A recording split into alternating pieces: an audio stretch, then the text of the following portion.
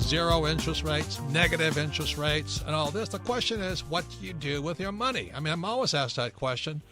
And really, is it time for gold? Gold is kind of like the stepchild of the whole financial system, yet gold has been money forever. And I've always thought it was interesting. So people say, well, is it time for this and it's time for that? And today our program is possibly the smartest guy I know when it comes to the world economy, also the subject of gold, but also the subject of currencies. You see, we do not have money anymore. We have a currency. And a currency is basically debt and IOU from the government. That's all it is. It really does not exist. It's just a promise. It's like a promise from your poor cousin Willie to pay you back. I mean, that's really what it is. So the question today is it time for gold? And the smartest guy I know on the subject is James Rickards. He is a New York Times bestselling author and economist. His latest book, The New Case for Gold, comes out April 2016. And I first came across James in his book, Currency Wars. And that book just opened my mind up to what is going on in the world of currency, money, and gold. Any comments, Kim? James Rickards is a phenomenal. I'm so happy to have him on the show. And Robert, this is your wheelhouse. I mean, you've been studying James Rickards for many years, and we were talking gold. And we've been acquiring gold for many, many years. But it's interesting because we talk about prophecy when you wrote the book Prophecy in 2002, and you talk about this crash that's coming in 2016, and you kind of predicted that's happening. Well, everything that James Rickards has talked about in his books is happening today too. So really important show to pay attention to what both James and Robert are saying, because they seem to kind of predict the future. So, James, welcome to the program. Thank you, Robert. Thank you, Kim. It's great to be with you. Nice to have you on. Before we go, can you give us a real brief background? But I really want you to talk about Currency Wars, which, again, was your book, came out in 2011. So would you mind giving a little bit of background and how you came up with the term Currency Wars? Yeah, no, Robert, I'll be glad to talk about that. And, of course, my first book, Currency Wars, came out in 2011. But let's go back to Currency Wars. What you're referring to is an event that took place in 2009 at a top-secret weapons laboratory located about halfway between Washington and Baltimore, and it was sponsored by the Pentagon, but specifically the Office of the Secretary of Defense. And I was asked to help organize and facilitate the first-ever financial war game. Now, of course, the Pentagon had been doing war games for decades. They didn't, involve in nuclear war fighting or naval battles or drones or missiles or whatever. They didn't need any help from me putting a war game together, but in this particular case they did, because they wanted one where the weapons would be financial. In other words, stocks, bonds, derivatives, commodities, money, etc. And it was the first time this was ever done, where you had a financial war. So I was brought in. I recruited a few friends of mine from Wall Street to join us. We had people from the CIA, the FBI, Homeland Security, Treasury, the Fed, think tanks, universities. They're what I call the usual suspects. These are all people who are normally invited to these kinds of war games. But I said, look, if we want to make this realistic, let's bring in some Wall Streeters. So I did recruit some friends of mine who were prominent from different banks and private equity funds. And we did this over a couple of days. I call it, if you know the old board game that we all played when we were younger, Risk. I call this a Risk for adults, because we got to design the board game. And, we asked questions like how many days should it be and what should the teams be. So some of the teams are obvious. You'd have a United States team, a Japanese team, a European team, Russia, China. But in addition, we created a team of hedge funds and banks, because if you're going to have a financial war, obviously the hedge funds and banks are going to be involved. But when it came time to play out the game, I devised a scenario, and this I did on my own, and then got a friend of mine to help me sort of pull it off. We wanted to actually surprise the other participants. As you know, wars are full of surprises. And our scenario was that Russia and China would take their gold reserves and deposit it in a bank in a vault in Switzerland.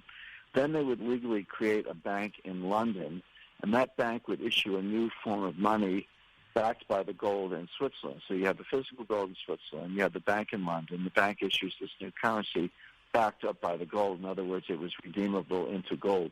Now, the kicker was that Russia and China said, from now on, if you want Russian natural resource exports or if you want Chinese manufactured goods, you have to pay for it in this new money. We no longer accept dollars. And obviously this was a strategic attack on the dollar, trying to run the dollar off the road, destroy it really as a global reserve currency. And then they said, if you are trading partners, if you want some of this new money, you can do one of three things. You can run a trade surplus. You can trade with us and run a surplus, and you'll get some of the money because we'll be paying you. Or you can borrow it. We'll make you loans in this new money through some bank that they create, through this London bank. Or a third way is you could deposit your own gold, take your own gold, put it in Switzerland, and go to London and pick up some of this money backed by gold. So you can just get some money the way we did by putting your gold in. And so basically a global gold standard run by Russia and China designed to exclude the dollar. Now, nobody thought this was going to happen the next day. Nobody thought this was going to be overnight. When you do a war game with the Pentagon, you want to help them look over the horizon, look over the ridgeline, as we say, 5, even 10 years out. But and one of the interesting things, Robert, is we actually got laughed at by some of our colleagues. There was a Harvard professor in particular just laughed in my face. He said, what's wrong with you? Why are you wasting our time with the scenario? Don't you know that gold is not part of the international monetary system? It never will be. And we sort of prevailed. We said, well, look, let's just play it out. War games are supposed to have surprises. Let's play it out and see what happens. And they played out in very interesting ways, all described in the book Currency Wars. But what's happened since then, when we did play this with some very interesting results, but got ridiculed by some. But what's happened since then is very interesting. It's been 7 years since we did the war game. In those 7 years, Russia has more than doubled its gold reserves. China has increased its gold reserves by 400%, perhaps more. No one knows the exact number because China is non-transparent about their gold acquisitions. But the point is, China and Russia are behaving exactly the way we predicted they would behave if you were moving towards this global gold standard. So you can laugh all you want, but these, the eggheads from Harvard, et cetera, they can laugh all they want. But China and Russia are acquiring thousands of tons of gold. That's a lot of gold. There are only 35,000 tons of official gold in the world. When I say official, I mean this is gold owned by central banks, sovereign wealth funds, and treasuries and finance ministries. There are only 35,000 tons of gold in that category. So if Russia and China have acquired, let's say, 5,000 tons, which they have, it's 15 to 20% of all the official gold in the world. That's an enormous amount. So either they're stupid or they know something we don't. Well, I have news for you. They're not stupid. You know that. The Russians and the Chinese are not stupid. So they see something coming that most people don't see. That's what we're warning about. So just to update the story, my new book, The New Case for Gold, takes that 7-year-old story, updates it for the now we're well into the 21st century, points out the threats, and makes a very powerful case, in my view, that all investors should have, I recommend 10% of their investable assets in physical gold. Not 50%, not 100%. Don't go all in. People like to put words in your mouth. They say, Jim Rickards says, sell everything and buy gold. I've never said that, and I don't think that's a good idea. But for 10%, yes, I do think you want that insurance. Let's just do what the Russians and the Chinese are doing because they see something coming. Once again, it's Robert Kiyosaki, the Rich Dad Radio Show, the good news and bad news about money. Our special guest today is James Rickards, and his latest book, The New Case for Gold. His website is jamesrickardsproject.com. And as I say, when it comes to the world of money, currency, and gold, in my opinion, he is the smartest guy out there. And we're talking to you today about what's going on today. And his latest book, The New Case for Gold, is eye-opening. It is fantastic. Kim and I just read Chapter 2 of the book, and I suggest you at least get Chapter 2 if you want to find out how gold fits into the world economy. And I love what James says is that gold is not an investment. And Kim and I have been saying that for years. I started buying gold in 1972 when the dollar came up to gold standard in 71, when I was buying it at around $80 an ounce. And today it's around $1,200 an ounce. And I don't buy it for the gains. I buy gold for one reason, is I don't trust the government currency system. Any comments, Kim? James, if I could just ask, you're talking about Russia and China accumulating all this gold. How do you see this playing out? Well, good question, Kim. And it's not just Russia and China. They're the two biggest acquirers and the most powerful and the most prominent. But Turkey is doing this. Iran. I see other smaller countries on the list. Kazakhstan, Vietnam, Philippines. They're all acquiring gold. Now, you have to put this in context. Let's go back to the 1970s, starting in 1971, when Richard Nixon suspended the redemption of dollars for gold. Prior to 1971, now U.S. citizens could not have gold. From 1933 to 1975, it was actually a crime for U.S. citizens to own gold. It was like drugs or contraband. That's how they treated gold. You couldn't have it. But trading partners, nations, France, Germany, Netherlands, Japan, if they earned dollars in trade, they could cash it in and get gold, and they did. And there was a run on Fort Knox. In 1950, the United States had 20,000 tons of gold. By 1970, we were down to 9,000 tons. We lost 11,000 tons in that 20-year period. And the rate was accelerating. So President Nixon could see that Fort Knox was going to be stripped bare in just a matter of a few years or even less. So he shut the window and said no more redemption. So at that point, we completely went off the gold standard. But the United States continued to dump gold. In the late 1970s, we sold another 1,000 tons, so it took us down to 8,000 tons. The IMF, we twisted their arms, and they sold 700 tons. But there came a time around 1980 when the U.S. had 8,000 tons. We stopped selling gold.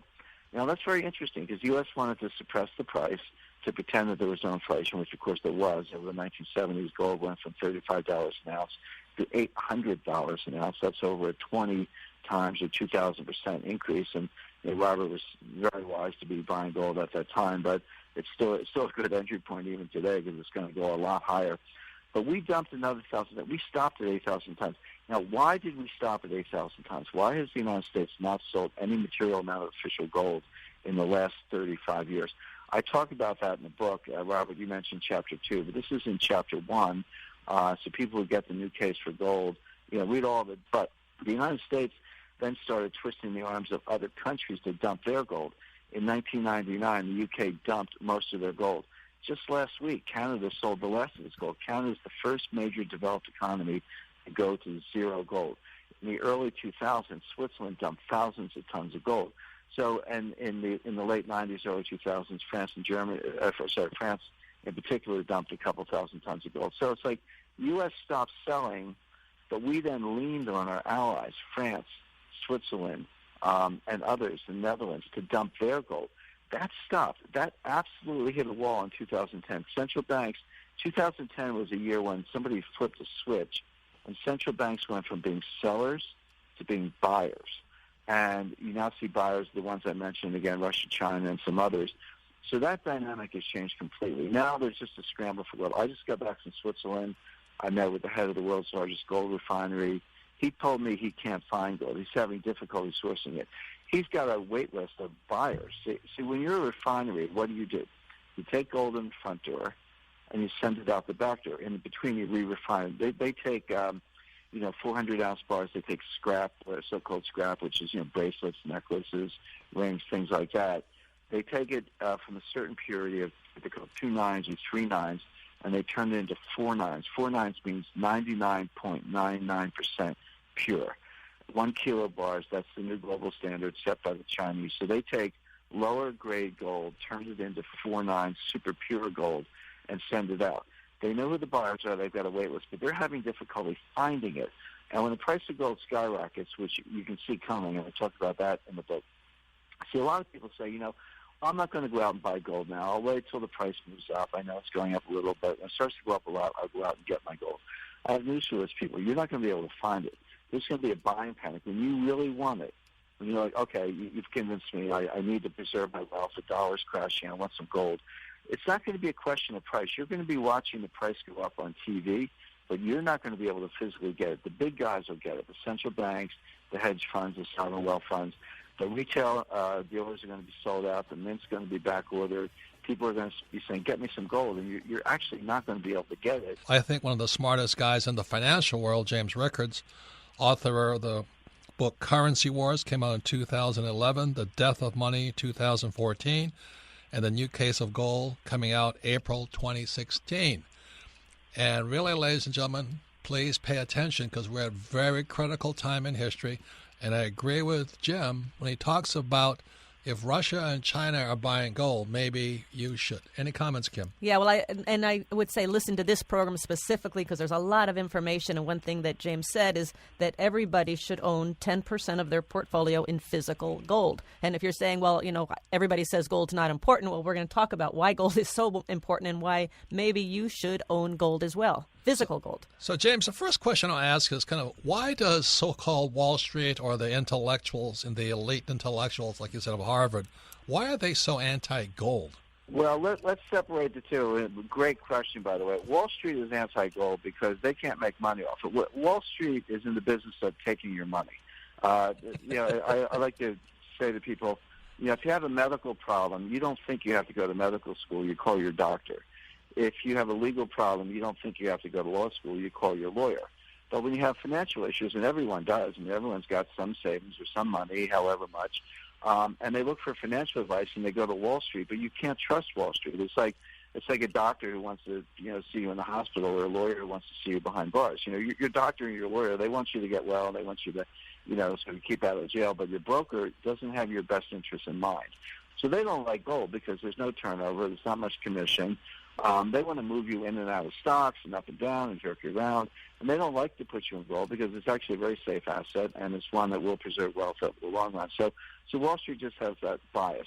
Now, as far as the power elite are concerned, and Robert, when I say power elite, I'm not trying to conjure up some deep, dark, black helicopter conspiracy. I mean, these are real people. We know who they are. It's Christine Lagarde at the IMF. It's Janet Yellen at the Fed, Mario Draghi, Larry Summers at Harvard, Adair Turner at the Soros think tank.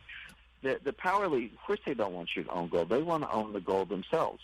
Where is the gold? Where is most of the gold in the world? Well, it's in the Federal Reserve Bank of New York. It's in Fort Knox. It's at West Point. It's in London. It's only in 6 or 7 locations, the vast majority of the gold. It's all controlled either by the U.S. Treasury, the IMF, the European Central Bank, Bank of England, one of a small number of institutions. So they've concentrated all the gold in their hands. What do they give everybody else? They give you digital assets. We're moving to a cashless society. And I talk to people. They say, I've got cash. I've got money in the bank. Well, no, you don't. If you have money in the bank, that's not cash. That's an unsecured liability of a financial institution. And if that institution goes down, right, maybe you have deposit insurance. What if a deposit insurance fund fails? Or what if you don't? What if you're not covered and your amount is more than the deposit insurance? Or what if they change the rules, which the government does all the time, or do bail-ins, which they will do? In the next financial crisis, you can expect money market funds are going to suspend redemption. People say, I've got a money market fund. I could call my broker and have the cash in my bank tomorrow. Well, not if they suspend redemptions. And by the way, that did not used to be the law. The SEC, about a year ago, Securities Exchange Commission, government agency, about a year ago, changed the rules that allows the new rule allows money market funds to suspend redemptions, which means you call them up and say, sorry, we'll get back to you. You're just locked in. By the way, these are all digital assets. Vladimir Putin has a 6,000-member cyber brigade outside of Moscow. This is Russian military and intelligence assets working day and night to be able to hack your accounts. And they've actually done so. In 2010, the FBI and Department of Homeland Security found a Russian attack virus embedded in the NASDAQ operating system. So when I say things like this, they're not made up. They're not scare tactics. I'm not trying to frighten people. I'm just trying to let people know and inform people and warn people that your digital wealth is vulnerable. Now, here's the thing. If you're going to slaughter pigs, you can't run around the field and chase them. You've got to get all the pigs in the pen first, and then you lead them to the slaughterhouse. But what the governments are trying to do is get all the people in digital assets in one of 5 or 6 very large banks so they can be slaughtered with negative interest rates, seizures, bail-ins, account freezes, etc. But if you've got cash or you've got physical gold, you're outside their digital slaughterhouse. And so this gives you degrees of freedom. So the importance of kind of, I'll use the word brainwashing, conditioning.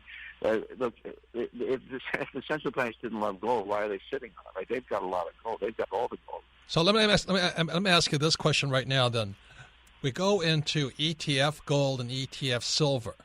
And an ETF is? Exchange-traded fund, but you say there's many claims. Like if there's 1 ounce of gold in an ETF, there might be other claims against it. In other words, maybe 90 claims against it. What does that mean?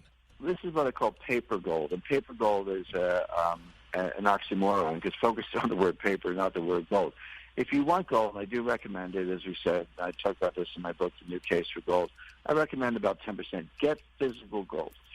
Put it in safe, non-bank storage. You don't want to put it in the bank because if the government decides to freeze it, the bank safe deposit boxes are the first place they're going to look. Yeah, interesting. So you want non-bank storage. So once again, our guest today is James Rickards. He's the author of The Currency Wars 2011, and his latest book is A New Case for Gold, coming out April 2016.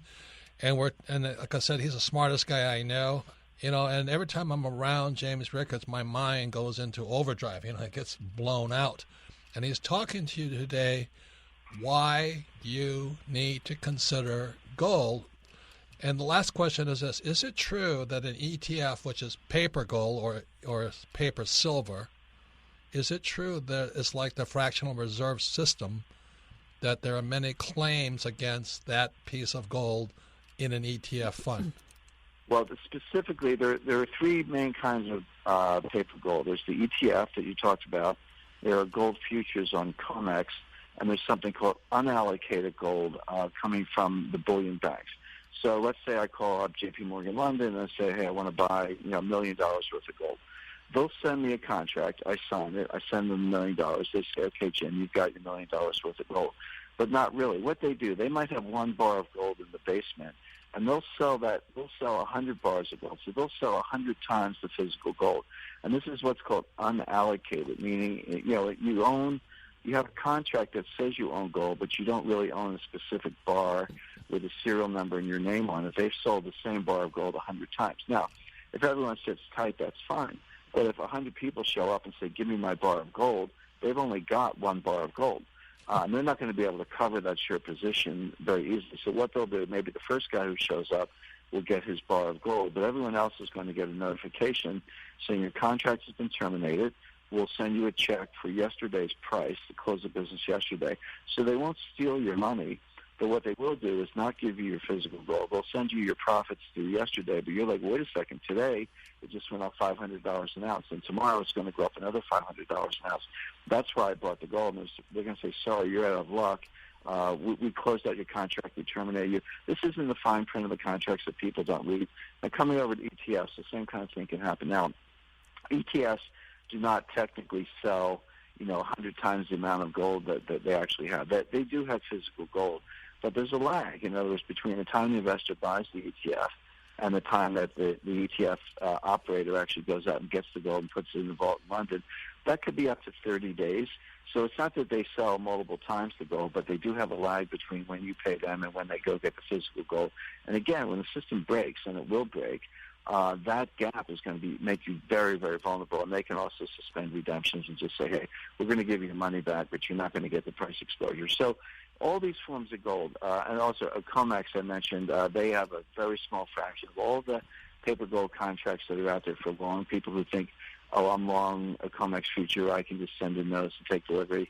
No, you think you can. A small number of people can, but when everyone tries to get the physical gold at once, the exchange is going to, again, suspend, say you can't take delivery, you can only trade for liquidation. So what will happen, Robert, is when things are calm, you're going to have this paper gold and think you're protected. But when the system breaks and buying panic breaks out and the price skyrockets, and you say, okay, now I want my physical gold, you're going to find you can't get it. So I wouldn't trade any or own any of those contracts with any degree of comfort. You have to have the physical gold to get the protection you want. Our special guest today is James Rickards. The first book I read of his was Currency Wars 2011. His next book is The Death of Money, coming out in 2014, and his latest book is The New Case for Gold, comes out April 2016. He sent me, gratefully, a chapter 2 of the book. I had a book study. I recommend study. I practice what I preach. And the study of chapter 2 just blew people's minds, because it's why gold and silver are the only true money available there. And James uses the periodic table of elements. Fascinating way of looking at gold. What do you think, Kim? Well, here's an interesting thing, too, because I would highly recommend getting the book. I can't wait to read the whole book, The New Case for Gold, because I know James has experienced this. Robert and I have experienced this. We talk about gold and silver, and they're like, oh, yeah, I'm going to go get some gold. I'm going to get some gold. And then you come a year later, well, did you get your gold? And No, I never got it. Where do you find it? Where do you find it? Yeah. So there is a bit of urgency I'm picking up from James in this whole thing. So I'm fascinated to learn what you see, James, coming down the pike. And just a few years ago, I was down in Peru, and I talked to the Central Bank of Peru, and they store dollars. They don't save gold. In other words, this world is just papered over. There's no real gold. There's paper. And as James said earlier in this program, we should listen to again, the people that have gold don't want you to own gold. That's kind of an interesting thing. They'd rather have you own paper. And so as promised, I want to have James talk about what he sees coming over the horizon and why he senses there will be a panic when people realize that they've been sold gold that does not exist or it's only in paper. Any comments on that, James? Yeah, no, I'd love to lean forward a little bit. I think that really serves the listeners well. And well, first of all, when I talk about the collapse of the international monetary system, it doesn't mean the end of the world. It doesn't mean we all go live in caves with canned goods or whatever. The international monetary system actually has collapsed 3 times in the past 100 years: 1914, 1939, and 1971. All 3 times there were major shocks to the system, but it wasn't the end of the world. What it means is that big financial and trading powers, the United States and Germany and Russia and China, they get together, sit around the table, kind of like a Bretton Woods-style conference, and they reform the system. They say, okay, the old system failed. What is the new system going to be? And that's what I try to do for readers is say, okay, look, you can see the failure coming. That's easy. And let's think it through, and what does the new system look like, and what can you do today to preserve wealth and protect your portfolio under this new system? And think of it as a poker game. So China, Russia, U.S., Germany, a few other countries are going to sit down and play a game of poker. What do you want in a poker game? You want a big pile of chips, right? Well, in this new game, the chips are going to be gold. And this is why China and Russia are scrambling to buy gold. They got very low, because they were losers in the Cold War. Taiwan took the gold from China. Russia actually sold their gold to get hard currency to help fight the Cold War. They lost the Cold War. So they've been rebuilding their gold reserves ever since. And by the way, the U.S. has been very accommodating about that. I keep asking my friends in the intelligence community and the military community, why don't we stop China from getting all this gold? It's like allowing them to build their military, because as far as I'm concerned, gold is not only money, it's also a financial weapon. But this is sort of the globalized mindset, the post-national mindset. They actually want China to get the gold. So, because, you can't have a poker game if one guy has all the chips. It's not a very good poker game, so they want to spread the chips around. So that's why they're allowing China to get this gold. So when the system collapsed, again, I say these things, and people go, oh, that would never happen, and I'm not worried about that. I'm sorry, in 1987, October 1987, the stock market crashed 22% in one day. Not a week or a month or a year, but one day. That would be the equivalent of 4,000 Dow points today. That would be a 22% drop approximately. If the Dow dropped 400 points, people would be panicked. It would be front-page news. It would be on every website all over the world. Imagine 4,000 points. So that's what happened in 1987. 1998, the world was hours away from every stock and bond exchange in the world shutting down. And I know that because that was the LTCM panic. I negotiated that bailout for LTCM. I had a front row seat. I was in the room on the phone with the Federal Reserve, on the phone with the Treasury and other government agencies and all the big banks, and we knew the whole global system was going down, but we managed to move $4 billion to bail out the fund and kind of save the day. And everyone, forgets about that, but it was hours away from shutting down. 2000, the dot-com crash. 2007, the mortgage crash. 2008, the financial panic. How many times do these things have to happen before people say, you know what, it's just a matter of time? Before it happens again, it's been 8 years since the last one. We probably don't have that much more time. But the next time it's going to be different. It's going to be bigger. The system is more interconnected. What did we hear about in 2008, Robert? We heard too big to fail, too big to fail, too big to fail. Well, guess what? The 5 biggest banks in the United States today are bigger. They control a larger percentage of all the banking assets. Their derivatives books are much bigger. So everything that was too big to fail in 2008 is bigger today. So what do you think is going to happen the next time? It's going to be an exponentially bigger failure. But now the central banks are not going to be able to ride to the rescue because they printed so much money to bail out in 2008. They never normalized. They never took the money back. And so we've got the situation where we're set up for the greatest financial panic in history, much bigger than 2008, bigger than central banks' ability. They're going to have to lock down ATMs, lock down banks, lock down money market funds. They're not going to print their way out the next time. They're going to lock it down and tell you you can't have your money back. That's why you want some physical gold today. But here's the problem. My contacts all over the world in refining, in vaults, in banks, in the physical gold world, they're already seeing shortages, severe shortages. So when you have this panic, and people say, wait a second, they're locking down the digital money system. They're locking down the paper money system. I want some gold because that's something they can't lock down. You can't hack it. You can't erase it. That's going to preserve my wealth. Guess what? It's going to be too late. You're not going to be able to get it. So get some now. Put it in safe storage. You'll be protected when the panic comes. But don't think when the price of gold goes from $2,000 to $3,000 an ounce, and you say, okay, I get it. I believe it. I'm ready. Get me some gold. You're not going to be able to get it. Well, let me ask you this question. Another rumor I heard is that the U.S. or Fort Knox doesn't have much gold. It's not been audited. Is that true or not true? Well, you just said two things, Robert. It's not been audited. That is true. I have good reason to believe the gold is there. I don't buy all this, the Fort Knox is empty. I think that's nonsense. But let me make a few other points. The gold could be leased. I mean, just because it's there doesn't mean there are no claims on it. That gold is leased in part. The gold of the Federal Reserve Bank in New York is leased. By the way, all the U.S. gold is not at Fort Knox. It's about half at Fort Knox and half at West Point, which it's funny. They're both Army bases. People say, who controls the gold, the Fed or the Treasury? I tell them the U.S. Army controls it because it's at two military bases, Fort Knox and West Point. The gold at the Federal Reserve Bank of New York does not belong to the United States. That belongs to everybody else. So all these other countries in the IMF keep a lot, not all, but keep a lot of their gold at the Federal Reserve Bank of New York. There's a lot of gold out at JFK Airport and warehouses run by Scotiabank and HSBC and a few others and banks. So that's where the gold is. The gold's there, but it's leveraged, it's hypothecated, it's leased, and that leasing is used to allow the bullion banks that I talked about earlier to sell 100 bars of gold for every bar of physical they have title to. So it's not that the gold isn't there; it is there, but it's been leased out. Now the other thing. So it's leased out. It's leased out to the banks. So that is this all part of the ETF? Right. ETFs or these unallocated gold contracts. So the Treasury can lease it to the banks, and then the banks can sell 100 times that gold. So let's say the Treasury leases 10 tons to J.P. Morgan. J.P. Morgan can then sell 1,000 tons to the market on this leveraged unallocated basis. So it's a kind of Ponzi, but that doesn't mean the vaults are empty. It just means it's been leased out and heavily leveraged, and that's how they suppress the price.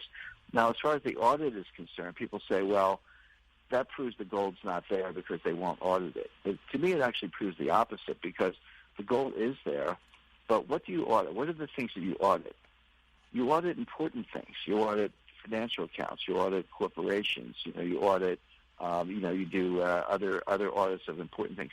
The government does not want you to think that gold is important. The government wants you to think that gold is unimportant. So the reason they don't audit it is because they want you to think it doesn't matter. Why would you pay attention to something that's not important? So, in other words, they don't do the audit because they don't want you to think about gold. What if they actually did the audit?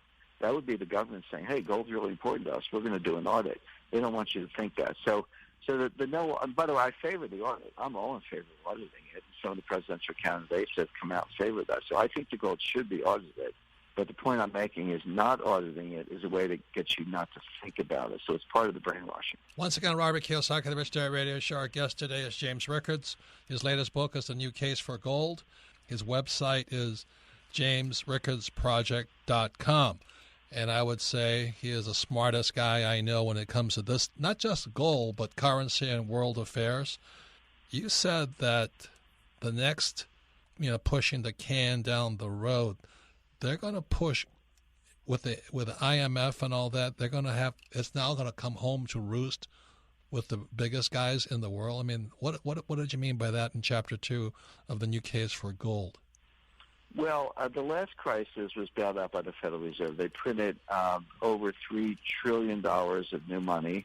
They did over $10 trillion of swap lines, so-called, with the foreign central banks. In conjunction with the FDIC and the Treasury, they guaranteed every money market fund in America. They guaranteed every bank deposit in America. they went to extraordinary lengths. The problem is most of that policy has not been reversed. It hasn't been normalized. That $4 trillion is, they started with $800 billion. They printed $3.2 trillion, so they've got $4 trillion on the balance sheet. That money is still there. It's still out there. So what are they going to do when the next crisis comes? Are they going to print another $4 trillion, take it up to $8 trillion, $12 trillion, $16 trillion? I mean, where's the point at which confidence is lost? Now, legally, they can do this. I understand that. But there will come a time when people just say, you know what? There's no end to this. It's never going to stop. I've lost confidence in it. Get me out of this system. And the Fed will probably understand that they cannot pass that confidence limit. So having printed all this money, and it's not just the Fed. Believe it or not, the People's Bank of China printed more money than the Fed. The ECB, same thing. Bank of England, Japan, all these central banks have printed money. They haven't taken it back. They're not going to be able to print more, double, triple, quadruple to bail out the next time. So how are we going to re-liquefy the world in the next financial panic? The answer is the IMF is going to print the money, the International Monetary Fund, that's the IMF. They're going to print the money. It's world money. Has a geeky name called Special Drawing Rights, or SDRs, but you don't have to buy into the geeky name. Just think of it as world money printed by the IMF. They're going to try to do that. Now, my question is, will it work? They're definitely going to try. They've said so. Those papers are out there. You can find that. I talked about that in my books. But will it work? If people lose confidence in dollars and euros, are they going to have more confidence in world money, which is just printed money from the IMF? Probably not. So that they'll try it. It may work because people don't really understand it and they'll pull the wool over their eyes, but it may fail because people see through it. In that case, they're going to have to go back to gold. Now, there is not one central bank in the world that wants a gold standard. I can guarantee that. But they may not want it, but they may have to do it to restore confidence. And when it does, you're going to see prices of $10,000 an ounce or higher. That's not a made-up number. It's not a number I picked to, grab attention or grab headlines. That is I've calculated it, and others have also, that is the implied non-deflationary price of gold. If you have a lower price for gold, you're going to depress the system because there won't be, that amount of gold at a lower price won't support the amount of finance and commerce out there and trade. So you're going to have a price that's high enough to support world finance. Now, people say there's not enough gold to have a gold standard. That's nonsense. There's always enough gold. It's just a question of price. I want to thank James Rickards. He is the smartest guy I know on this subject. Kim and I were with him down in Cancun, Mexico. I tell you, listening to that guy, he's like a fire hose coming at you. And then I was with him with the real estate guys cruise in Miami. He is amazing. There was a panel of people discussing gold and silver, but it's not about gold and silver. It's about the world economy relative to gold and silver. So he's a fantastic speaker, right, Kim? Oh, he is, and it was fascinating, even in the beginning, talking about the war room and the war game that they created, Pentagon created, and it's all coming to fruition. It's all happening now, and this was a game. This was a simulation, and they took it, and it's actually happening on how they manipulate. It's fascinating. So let's talk about what Kim and I did. Is that I like gold and silver. I was in Vietnam in 1972, and I saw the Vietnamese people panicking because they knew the United States was abandoning the war, and the Vietnamese, the South Vietnamese, didn't want money; they wanted gold. So I became a gold bug in 72, and I started buying gold overseas because, as James said, you weren't allowed to buy gold. That's how much the governments do not want you to buy gold. Another thing about gold, just FYI, is if you buy gold at, say, $1,000 and it goes up to $2,000, which it has, so you got $1,000, they're going to tax you at 35%. They really don't want you to own gold. So that's why if you have a chance, go to Rich Dad Radio, listen to this program 2 or 3 times. Understand there's a war on gold because, as James says, the people that have the gold don't want you to own it. I think that's kind of an interesting concept, right? It is. Yeah, it is. And Kim and I have bought gold and silver for years. In fact, we're buying silver at about $3 an ounce and went up to $7 an ounce. And we bought our first house up in Portland, Oregon. What did you have to do, Kim? Well, it was pretty funny because this is our very first house we were buying, our personal residence. We were living at the time, renting a place in La Jolla, California, and we were buying this house in Portland, Oregon. Now, our credit was horrible. We had no cash. our business. We were just starting with our business. It was just starting to grow. And the realtor, who also was the homeowner, said after months, she finally goes, you finally got approved for credit. You finally got approved for a loan, for a mortgage. And we're like, oh, my God, this is great. This is great. So Robert's out of town, and she calls me, and she goes, yep, you got approved, and you need the down payment of $23,000 by tomorrow noon. And I'm like, $23,000? We don't have $23,000. What am I going to do? In cash. What are we going to do? And so I look into our little clothes closet, and here, stacked against the wall, were bars, silver bars, stacked in lots of silver bars. And I'm like, there's our down payment. So I took grocery bags, brown grocery bags, and I loaded them up with these silver bars, which were heavy. And I walked down the street to a precious metals dealer with my bags of silver, cashed them in, and that's how we got our first house in Portland, Oregon. So for those of you who are broke today, that's how we started. We've been broke too. We've been gold and silver broke for years. So now getting back, again, thanks to James Rickards. His website is jamesrickardsproject.com. Please listen to this program again. And going to the most favorite part of our program is Ask Robert, and you can submit your questions at richdadradio.com. So, Melissa, what's the first question for Ask Robert? Our first question today comes from Ramon in Mexico. Favorite book, Cashflow Quadrant. Said, what should be the first step to invest in gold? The first step is I would get James Rickards' book, The New Case for Gold. The second thing I would do is download this program, listen to it 2 or 3 times, and then have your good friends listen to it 2 or 3 times, and then discuss. That's what I did on the Real Estate Guys cruise just recently out of Miami, is the whole class, about 100 of us, discussed this thing that Rickards was saying. And the reason I say discussion is interesting is you're going to find so many people have opinions. They don't own any gold. They don't own any silver. They may have an ETF or something, but they have all these effing opinions about gold and silver, and they don't hear what Rickards is saying. You know, so when we have a book study, not a book reading, the study is what is Rickards saying.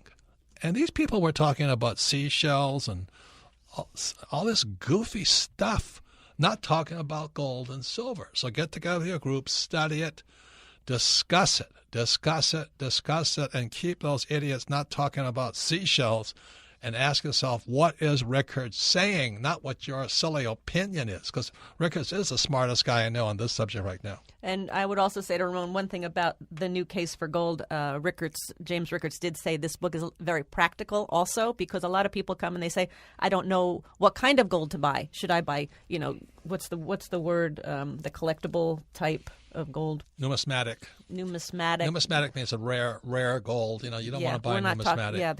He's just talking about what kind of gold to buy, which is just pure physical gold, where to buy it, how to store it, all the practical stuff that a lot of people, they ask the question and they never find the answers. So there are a lot of answers in there on how to get started with your first gold buy. And please understand, most people will buy ETFs, which is paper gold. And what James was saying is this. When you cash in your ETF, they're going to pay you in more paper. If you can understand that, you're not going to get gold. And that the biggest holders of gold don't want you to own gold, if you can get your brain around that, you'll see a whole nother world for gold. But until then, you'll sit around with the rest of the idiots. They'll say, well, I should have, coulda. I should have bought some gold. I should have bought some silver. But you didn't. And the reason is they're full of opinions. And what James said was crucial. The people that have the gold don't want you to own it. If you can get your brain around that one, and when you trade in your ETF or your other paper gold, they're going to give you more paper. You see, when you can understand that, you'll be a lot brighter than most of the monkeys on the street. Next question, Melissa. Our next question comes from John in Vancouver, British Columbia. Favorite book, Cashflow Quadrant. His question is this. Japan's interest rates just went negative. What kind of effects on assets could we see if America was to do the same, and how long can they continue to carry on that experiment? Well, you have to understand all coins have 3 sides. You have heads, tails, and the edge, and you got to look at the other side of it. The question is, why would they go to 0 interest rates and then negative interest rates? Why would they charge you money to keep cash? It's as James said on there, they printed too much money. The U.S. printed $4 trillion, the rest of the world printed $1 trillion. All this cash is sitting out there. They don't want your cash. They want you to borrow money. They want you to be a debtor. And everybody right now, well, not everybody, most people are paying off bills or saving money and all this. But if you don't borrow money, money is not created. See, money is only created. Paper money is only created when you borrow money. When you use your credit card, money is created. They want you to go into debt. That's why when Rich Dad, we talk about good debt and bad debt. So they want you to borrow. That's why it's going to negative interest rates. The other thing, too, as Rickard said on the Real Estate Guys Cruise, is that the number one product being sold in Japan today are safes for your home, because people would rather buy a safe than keep their money in a bank. Well, I would think so. I would think that if all of a sudden the banks say, well, you're not going to have to pay us to keep your money here, I would think there's going to be a run on the banks because people are going to want to get their cash out. That's the fear of the banks. If people start, this called a run on the bank, and the bank shuts the door, then you're SOL, man. I mean, at that point, you're going to say, well, what am I going to spend? So that's why what James is saying is you should have a safe. You should not near your house, away from you, with cash, gold, and silver in there, just in case everything shuts down. Next question, Melissa. Our next question comes from Amber in Austin, Texas.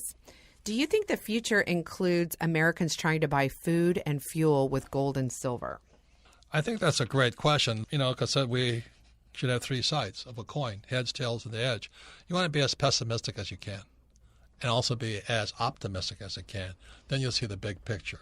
So the reason Kim and I like food is you have to eat it, And we always talk about the Rich Dad radio show is that there's four kinds of precious metals: gold, silver, guns, and bullets. And the reason you want guns and bullets is because if you have food and your neighbor doesn't, your neighbor will not be your friend anymore. Any comments, Kim? Well, and we've said it before, is that we prepare for the worst. So we don't really have to think about it. We've got the food, we've got the gold, we've got silver, we've got water. We've got 4 Gs. Yes. 5 so Gs. if it doesn't, I hope it doesn't happen. If it doesn't happen, no problem. We're fine. If it does happen, though, we're prepared and we don't have to keep thinking about it. So Look, I would just get to take some action.